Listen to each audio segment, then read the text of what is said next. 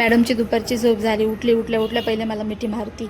आता तिला ना मस्त जेवण बिवण चारलं आणि तिची तयारी करून घेतली आणि ती म्हणत होती मामा मला गार्डनला जायचं. तर मग म्हटलं चला आता गार्डनला घेऊन जाते तुला.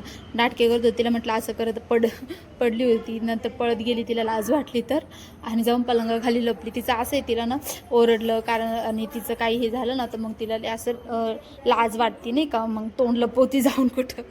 तर मग नंतर आलो आम्ही खाली पाणी भरायला. बरं जाता जाता दोन्ही गॅलन भरून टाकते आणि मग येताना एक मी आणले आणि एक मम्मी घेऊन येतील. असं एक एक आणतो कारण जडून जातं ना पायऱ्या वगैरे चालून वरती घेऊन यायचं एक खटी. मग आता निघालो आम्ही गार्डनमध्ये पाणी भरून. टुणूक चालू होती बघा कशी. आता गार्डनमध्ये जाऊन इतकी परेशान करते ना. गेली ना तर काही लवकर निघत नाही ती. मग म्हणते हे खेळू दे ते खेळू दे आणि सगळं एक. आणि तिला बोललं ना लास्ट टाईम तर हा बोलती तात्पुरतं हा last time mamma last time. पण तिचं लास्ट टाईम होतच नाही.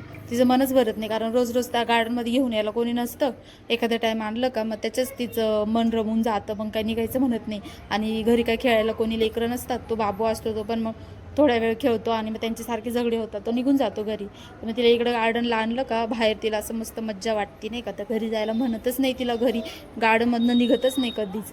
मस्त खेळत होती आणि जो का तर इतक्या वेळ खेळली आज का बस कधी. तिच्यामध्ये खेळत असलं ना तिच्यासोबत तर तिला फोन पण नाही लागत काहीच नाही. तिच्यासोबत फक्त तिला खेळायला लागतं. आता हा तिला रस्त्यात बाबू भेटला तर त्याला तो चालत आहे त्याच्या मम्मीसोबत त्याच्या दीदीला आणायला. तर ही पण मागं लागली. मग आलो आम्ही सगळेजण बाबूच्या बहिणीला